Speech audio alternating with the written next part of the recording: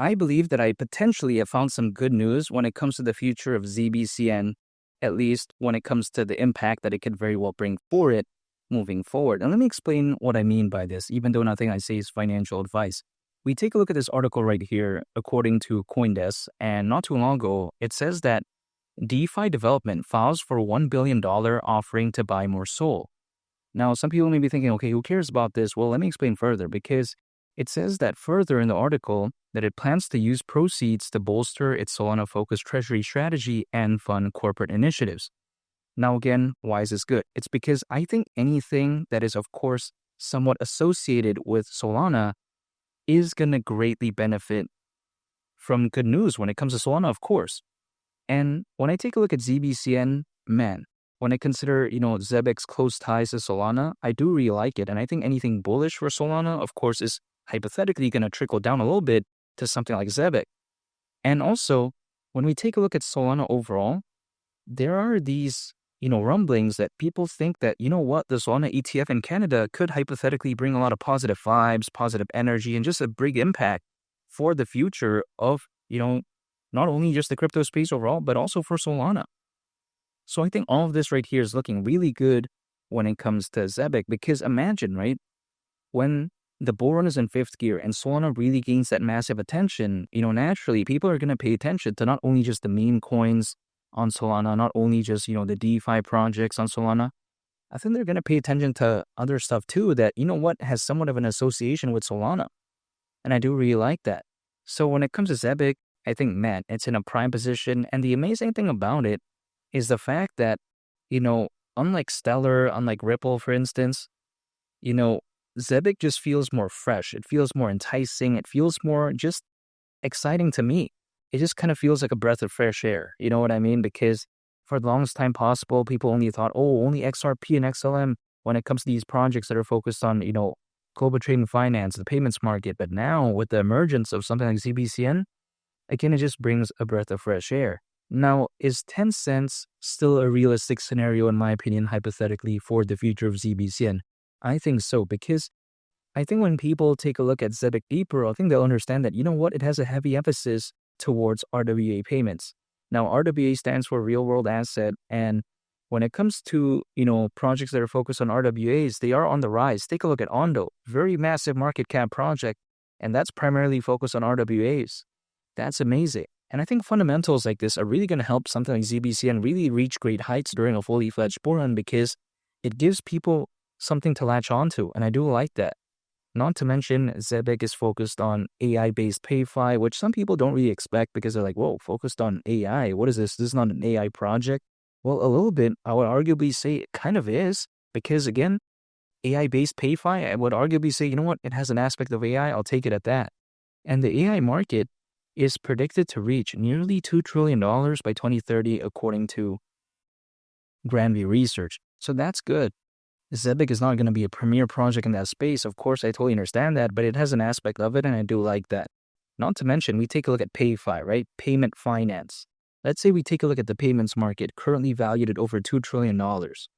So, again, that's a very massive market. Even the AI market is predicted to reach nearly around that size by 2030, according to Grandview Research. The payments market doesn't need to wait 5 years. So, isn't that kind of amazing? The payments market is already that fantastic, not to mention the global trade and finance market, which is predicted to reach, up to $5 trillion in value by 2028, according to Mordor Intelligence. That's really amazing. So when you take a look at Zebec, it's pretty much a complete package.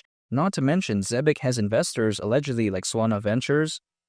I mean, come on, that's really wonderful. And I talked about Solana earlier on the video, so that's very amazing. Not to mention, we take a look at how when it comes to Circle, which is the creator of USDC, the stablecoin, they're also an investor in Zebec. That's kind of ridiculous, really. I mean, ZBCN isn't this massive project where investors like that feel a little bit normal.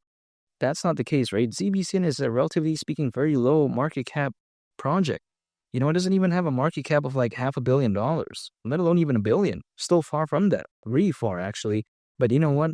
Hypothetically, in the world of cryptocurrencies, things can move really fast during a fully fledged bull run, so we'll have to wait and see. But you know what? I have maybe great hopes for the future of ZBCN, at least hypothetically. which is why I like stuff like this. And Zebec, they're even partners with JP Morgan, Bank of America, at least allegedly. Also, we take a look at Visa, MasterCard. I mean, man, Zebec isn't a bad project at all, in my opinion. And ZBCN having a pretty good, recovery as of right now. Can't say I told you so, but maybe I did tell you so, because when I was making videos on ZBCN back then, when the price wasn't doing good, everyone was saying, oh, wow, it's a meme coin, it sucks and all this type of stuff. Well, again, in my opinion, you know what? I had great belief in this. And I think that, if anything, shows how dedication and just, not giving up sometimes could maybe be hypothetically a good thing for me. And I'm still not going to give up when it comes to ZBCN. 10 cents, that's still my price target, because, even Charles Hoskinson, who not only is the co-founder of Ethereum, but the founder of Cardano, back in November of last year, in 2024, he said that 1 to 2 years from then, he could very well see Bitcoin reaching anywhere between $250,000 all the way up to $500,000. So that's even a worst case price prediction, $250,000 for Bitcoin. And also, best case scenario timeline a year from November, so that's actually around November this year. Now, could Charles be wrong? Maybe. Only time will tell, but he's the co-founder again of Ethereum and the founder of Cardano. I'm going to pay attention. I think the bull run's far from over, and if Bitcoin were to even just go to the price of $250,000, even ZBCN at the price of 10 cents may seem a little bit bearish. Even though I get it, 10 cents is around a 50x from here, and the market cap at that point, considering current circulating supply, would be around $7.5 billion. I'm totally aware of that, but if ZBCN is doing this right now, imagine if, let's say, Bitcoin again just goes to the price of $250,000. I mean, 10 cents may seem a little bit bearish at that point. That's just the way you take a look at it, especially if, let's say, XRP, XLM starts gaining massive attention during that time as well. It's game, set, match right here. So, hypothetically at least, that's why I'm staying patient, because, again, I'm not going to give up. All I can do right now is control what I can control and just accumulate, hold, and I just wait, because I think better days are ahead, and 10 cents wouldn't surprise me whatsoever. And make sure to subscribe if you gain value from this video. I'd greatly appreciate it. It's Mali the Captain, and I'll catch y'all on the next one. I'm out. Peace. Bye.